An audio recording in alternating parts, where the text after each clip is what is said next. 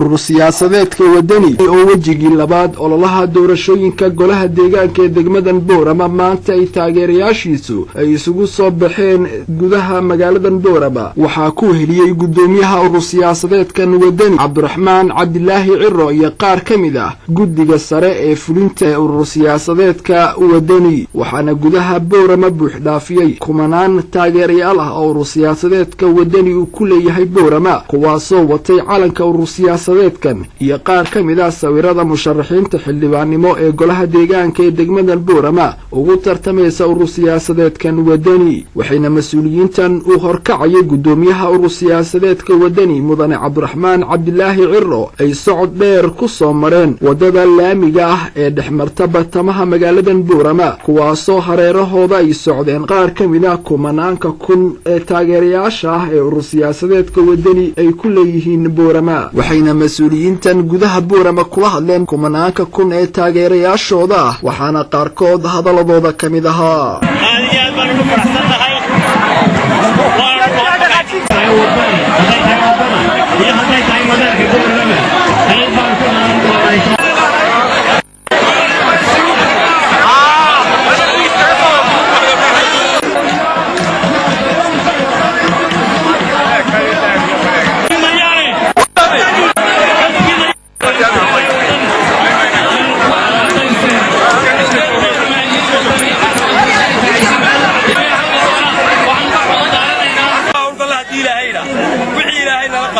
dadaalkeegana aanu galno waxa la yidhi ooda dhacmeed sida u kala sarreeyaan baa loo kala guraa taageerayaasheeda faraha badan ee magaaladii oo dhan inay halkaas isugu timid la moodana aad iyo aad baanu ugu mahadnaqaynaa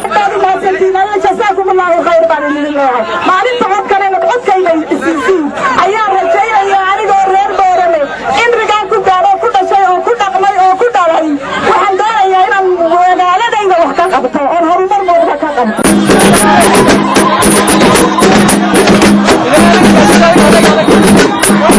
wararka kale ee naga soo gaaraya deegaanada goboladan Awdal iyo Salal ay ka kooban yihiin gaar ahaan magaalooyinka Baki, Uljeed, Boon iyo Dila waxay sheegayaan inay maanta taageerayaasha urur siyaasadeedka wadani ay isugu soo baxeen magaalooyinkaasi kuwaasi oo muujiyay cududooda taageeranimo ee urur siyaasadeedka wadani. Cabdi Fataax Axmed, Hadwanaag News, magaalada Boorama.